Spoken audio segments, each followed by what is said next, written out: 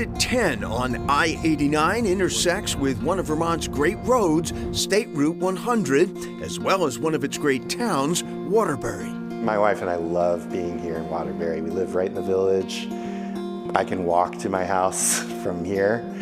A Memphis native, Joseph Pensack moved to New England in 2001, living and working previously in Burlington, Vermont.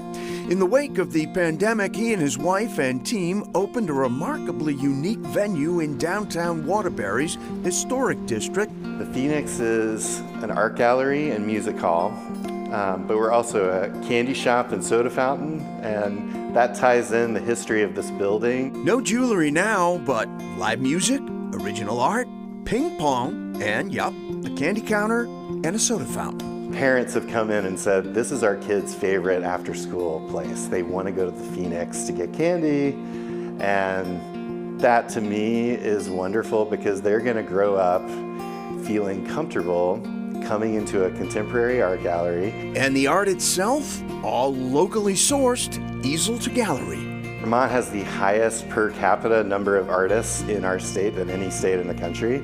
So I could curate shows with just Vermont artists for decades and never run out. Also locally sourced, that little soda fountain where I finally got to try legendary Rookie's Root Beer, still brewed only in small batches by a Burlington couple. That is good. From Waterbury, it's 26 miles west on 89 to Lake Champlain and Vermont's largest city, Burlington. Popularly associated with the career starts of both Bernie Sanders and Ben & Jerry's, whose fish food celebrates the fact that Burlington is also where the band Fish originated in 1983, right here on Main Street at legendary Nectar's Lounge.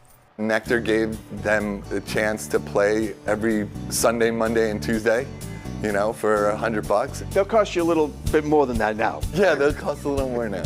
Do you still get folks who come in here for shows who remember seeing Fish play here? Yeah, all the time. Do you? Yeah, and at least 10 people a day take a picture underneath that sign out front. True Fish fans here make sure they get a selfie in front of this mural based on the band's third album. Outside, more murals along the lounge exterior.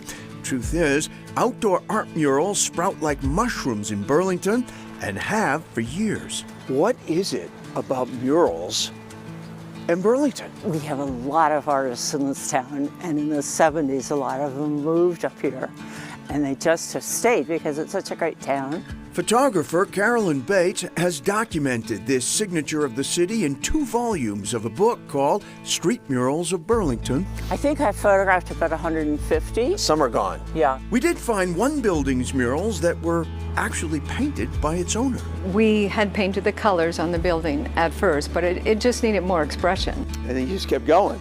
Just kept going. I mean, it's a pretty big canvas if you like to paint. For the spring collection. Artist and designer April Cornell does like to paint. She also owns and runs an international women's clothing company based in Burlington. For her, the murals here feel like a part of all she does. It's a creative community. People are trying to tell a story or they're trying to give a positive message, I feel. That's what I see.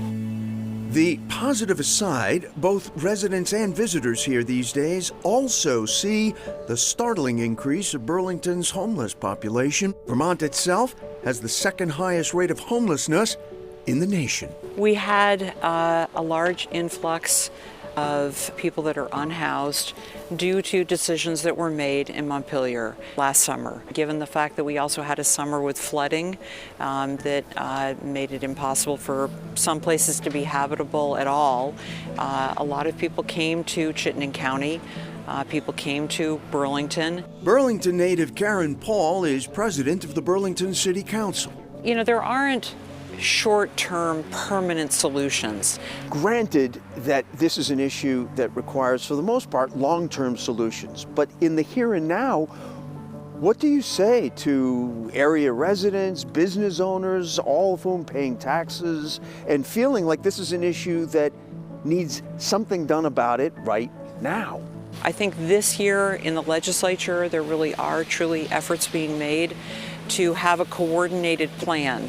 And it is not a Burlington challenge per se. We can't do this alone. No city can, from Burlington to Boston to San Francisco, but owing to its strong sense of identity, community, and civic engagement, Burlington may well be positioned to find, in time, a way that works.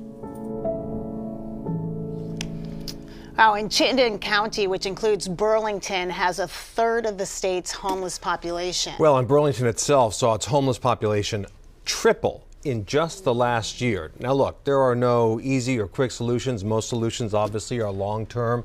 In Burlington, though, they are beginning to remove the encampments from public spaces, but as we've seen at Mass and Cass in Boston, there really are no quick fixes to this, whether it's in Burlington, Boston, or anywhere else around the country. Still ahead, nature's works of art.